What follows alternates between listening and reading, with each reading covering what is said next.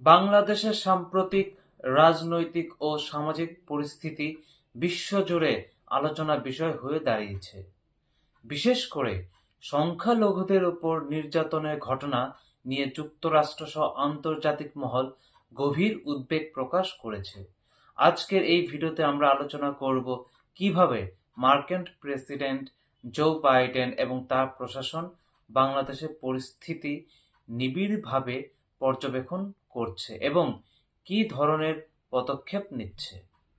বাংলাদেশের রাজনৈতিক পরিস্থিতি জটিল হয়ে উঠেছে, বিশেষ করে সাবেক প্রধানমন্ত্রী শেখ হাসিনার ক্ষমতাচ্যুত হওয়ার পর আগস্ট মাসে বিশাল সরকার বিরোধী আন্দোলনের ফলে শেখ হাসিনা প্রধানমন্ত্রীর পদ থেকে সরে দাঁড়াতে বাধ্য হন। এরপর থেকেই দেশ জুড়ে অস্থিরতা, সহিংসতা এবং সংখ্যালঘু সম্প্রদায়ের উপর হামলার ঘটনা বেড়েই চলেছে। হোয়াইট হাউসের ন্যাশনাল সিকিউরিটি কমিউনিকেশনস অ্যাডভাইজার জন কার্বি জানিয়েছেন, যুক্তরাষ্ট্র বাংলাদেশের পরিস্থিতি নিবিড়ভাবে পর্যবেক্ষণ করছে। তিনি আরও বলেন, আমরা অন্তর্বর্তী সরকারকে তাদের আইন শৃঙ্খলা বাহিনীর সক্ষমতা বাড়াতে সহায়তা করছি, যাতে তারা এই চ্যালেঞ্জ এর মোকাবিলা করতে পারে। বাংলাদেশের সাম্প্রতিক সপ্তাহগুলোতে হিন্দু এবং অন্যান্য সংখ্যালঘু সম্প্রদায়ের উপর আক্রমণ বেড়েছে। মন্দির এবং উপাসনালয়ে হামলার ঘটনাগুলো নতুন উদ্বেগ সৃষ্টি করেছে। এদিকে মার্কিন যুক্তরাষ্ট্রে ভারতীয় আমেরিকান সম্প্রদায় এই পরিস্থিতির বিরুদ্ধে সরব হয়েছে। ওয়াশিংটন ডিসি থেকে শুরু করে New York, Chicago, San Francisco সহ একাধিক শহরে তারা শান্তিপূর্ণ প্রতিবাদ মিছিল করেছে।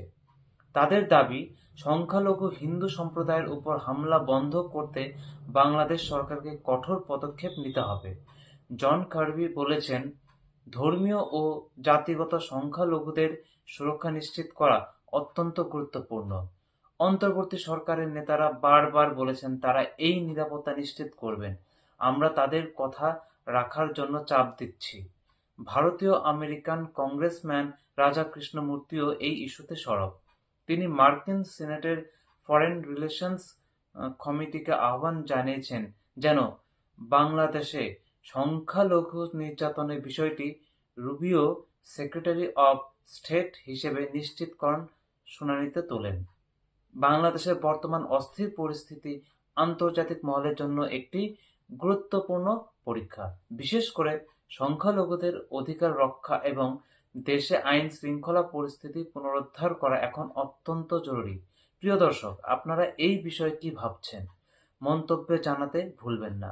আরও এমন আপডেট পেতে আমাদের চ্যানেলটি সাবস্ক্রাইব করুন এবং আমার এই ফেসবুক আইডিটি ফলো করুন এবং ভিডিওটি শেয়ার করুন। ধন্যবাদ।